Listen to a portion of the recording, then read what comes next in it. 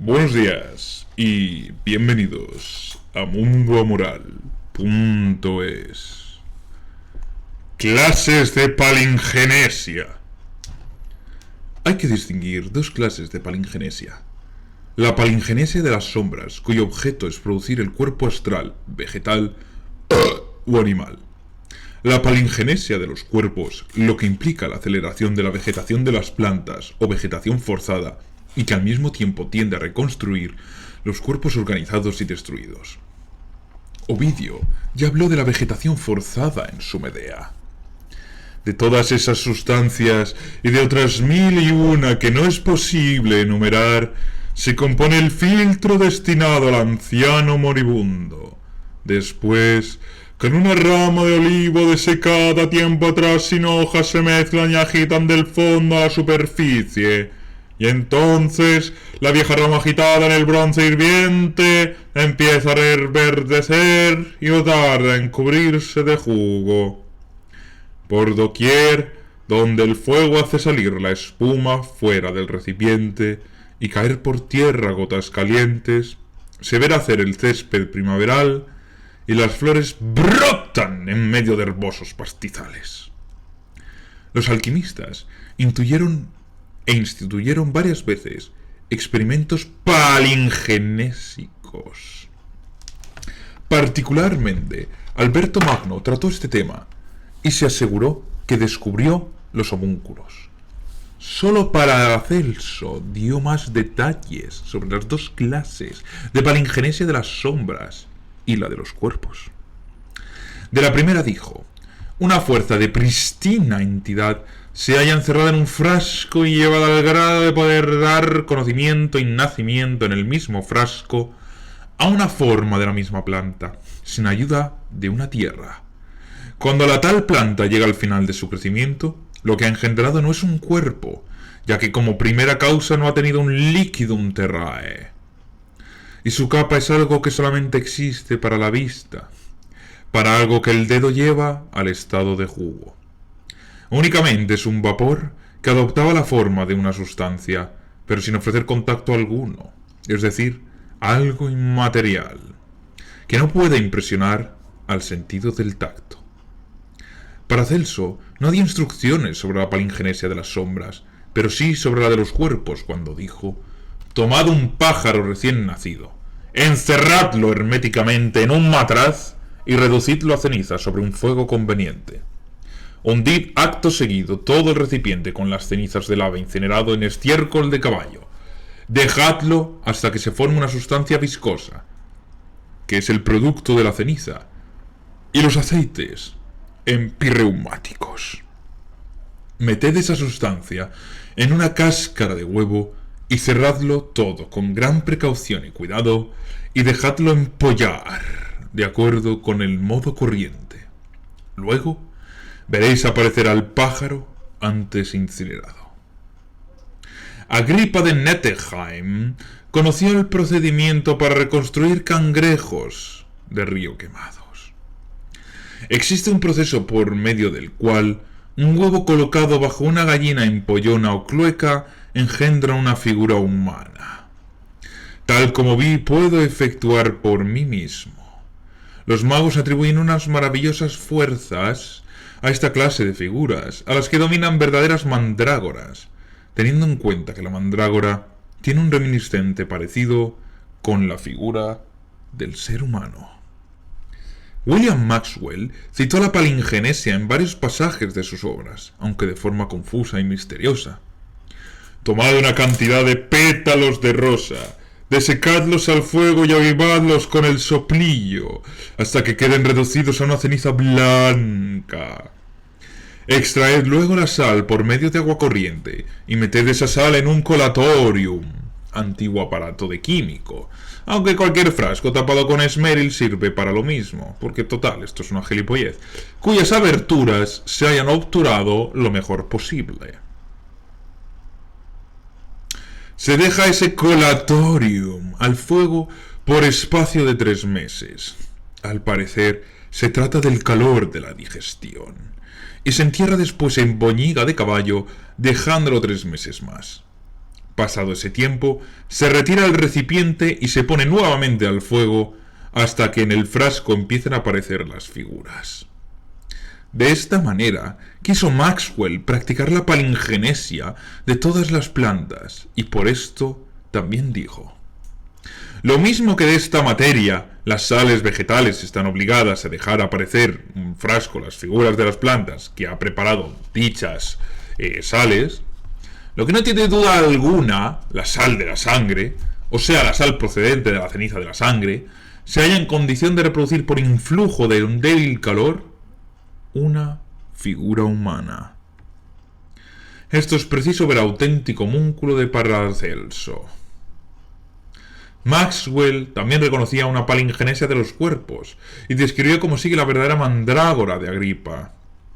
Mezclad en un recipiente tapado herméticamente una cáscara de huevo vacía por aspiración, sangre con las partículas más nobles del cuerpo y en las proporciones más convenientes, y hacedlo empollar por una gallina. Al cabo de algún tiempo, hallaréis una masa que recordará la figura humana, con la que realizaréis cosas maravillosas y sexuales. Asimismo, veréis un aceite o líquido que bañará totalmente esa masa. Mezclando ese aceite con vuestro sudor, efectuaréis por simple contacto unas modificaciones en la percepción de vuestros sentidos. Por su parte, David van der Weyck llama al cuerpo astral idea seminalis y da, en relación con la palingenesia vegetal, las siguientes instrucciones. Mantened el matraz cerrado hasta que una noche permita esperar un abundante rocío. Entonces introducid la semilla en un recipiente de vidrio y después de colocarlo sobre una bandeja para que no se pierda nada, exponedlo en un prado o un jardín, a fin de que se empape bien con el rocío, devolviéndolo al matraz antes de que salga el sol. Luego, se filtra el rocío recogido y se destila hasta que desaparezca por completo todo el pozo. Este se calcina y se logra tras una serie de lavados, una sal que se disuelve en el rocío destilado, después de lo cual se vierte este rocío destilado hasta la altura de unos 3 dedos, sobre la semilla empapada de rocío, tapando el orificio del matraz de manera que no haya ninguna evaporación. Se deja entonces el matraz en lugar moderadamente caliente. Al cabo de unos días, la simiente empezará a transformarse lentamente en una especie de tierra mucilagininosa y el alcohol que flotará encima ofrecerá multitud de estrías, y en su superficie se formará una membrana de tierra mucilaginosa de color verdoso. El matraz se expondrá a los rayos del sol y de la luna y en tiempo lluvioso se dejará en un sitio cálido hasta que desaparezcan todos los indicios. Si entonces sometemos al matraz a un calor moderado, aparecerá la imagen de la planta correspondiente a la semilla usada, que desaparecerá al enfriarse, claro. Este método de representación de la idea seminalis es la utilizada, con pocas variantes, por todos los que practican la palingenesia. El mismo autor cita asimismo la palingenesia mediante la ceniza, sin, no obstante, dar las instrucciones relativas a esas operaciones, calculando que de esta manera es posible practicar una nigromancia lícita respecto a los antepasados, siempre que se hayan conservado sus cenizas, claro. En la obra de Van der Weyck también se dice: tomad la simiente de una planta, pues de ser cualquiera, siempre que esté madura y se haya cogido con buen tiempo y cielo raso. Triturad bien 4 libras en un mortero de vidrio y metedlas en un frasco adecuado, del tamaño de toda la planta. Cerrad a continuación el frasco, de forma que nada se evapore. Luego, introducidlo con la simiente triturada en lugar caliente y asegurad una noche de cielo muy despejado, que es cuando habrá más rocío. Sacad la simiente y metedla en un cazo cuenco. En un prado o un jardín. A continuación, se coloca el cuenco con sumo cuidado sobre una bandeja para que no se pierda ni se escurra nada, y el rocío caerá sobre la semilla y la comunicará su naturaleza. Se habrán extendido aparte unos pedazos de tela muy limpios, sobre los que se depositará el rocío en gran cantidad, empapándolo de manera que retorciendo la tela sea posible recoger cantidad de tal rocío hasta 8 medidas que se verterán en un recipiente de vidrio.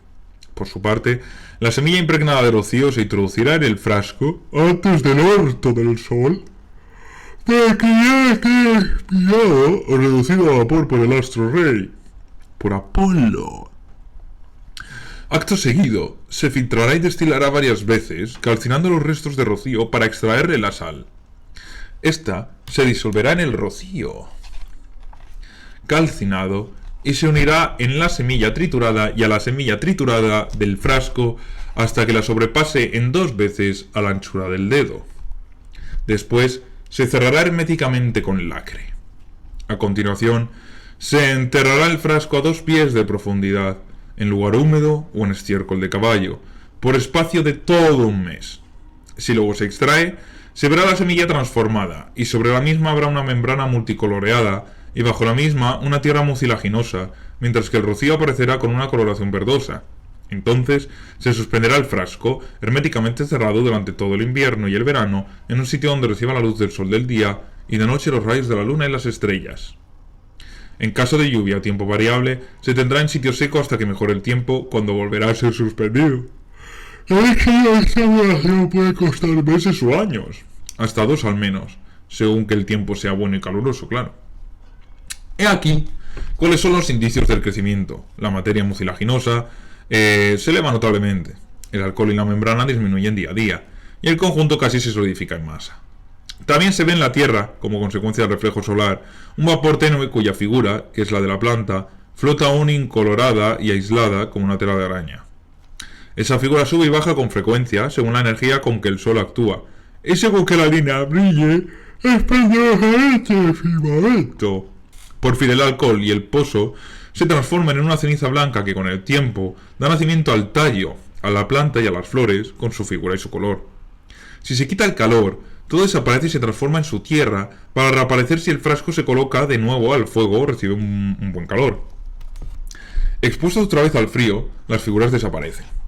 Si el frasco está herméticamente cerrado, la aparición de las figuras puede llevarse a cabo indefinidamente. Estas serían, según el origen mencionado más arriba, las instrucciones puestas en práctica por Kircher, instrucciones que, según él asegura, recibió el emperador Maximiliano y a su vez las transmitió el emperador Fernando III, aunque ello es imposible por una gran diferencia en las fechas de sus respectivas vidas. Otra receta mágica sobre el crecimiento y la aparición de las figuras de las plantas y dice así: tomad en la época conveniente cualquier planta o parte de ella, mejor la raíz en noviembre, después de desgranar la semilla con la flor en pleno desarrollo y la planta antes de la floración total. Tomad de todo esto una fracción notable y dejadlo secar en un sitio umbroso, donde no llegue el menor calor. Luego se calcina en un pote de barro cuyas coyunturas están bien obturadas.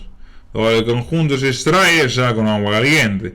Acto seguido, se coge el jugo de la raíz y la flor de la planta y se mete en una vasija de tierra, disolviendo la sal en su jugo.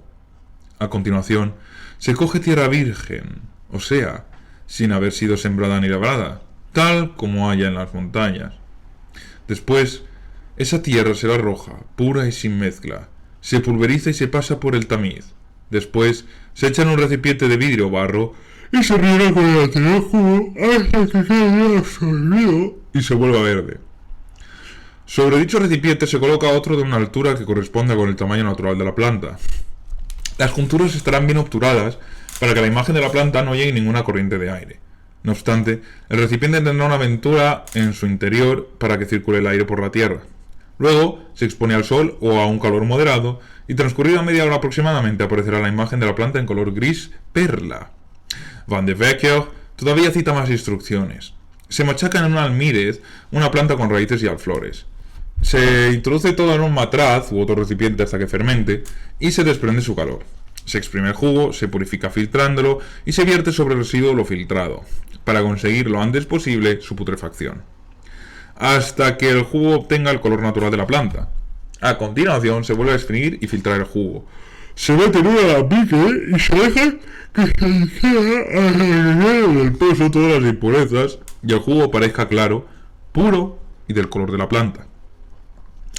Ese jugo se vierte en otro alambique y se destila su flema y los espíritus volátiles sobre la montera del alambique por medio de un calor suave. Así quedará el azufre, o sea, la masa sólida del extracto. Se deja aparte.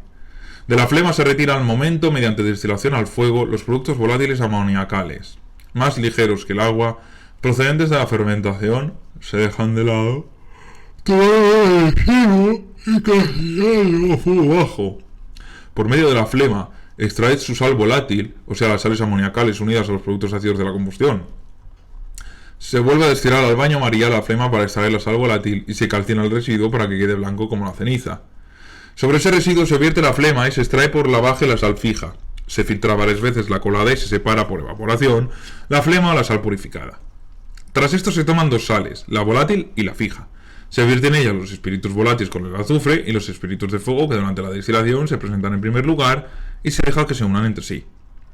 En vez de la flema, se puede coger agua de lluvia destilada y se disuelve en la misma. En vez de sal fija, carbonato de potasa, azufre. Se coagula a fuego bajo y de esta manera se consigue la reunión y combinación de los tres principios que se meten en un matraz capaz y se añade agua destilada por la misma planta o por el alcohol de rocío de mayo o del agua de la lluvia. Tal vez baste uno o solo de esos líquidos, se somete a un calor suave al recipiente cerrado herméticamente y se observa la planta inmaterial crecer con sus flores en dicha agua, apareciendo visiblemente mientras dure el calor y desaparecerá si se enfría, reapareciendo al volver a calentarse, lo que constituye un verdadero maligno de la naturaleza y el arte.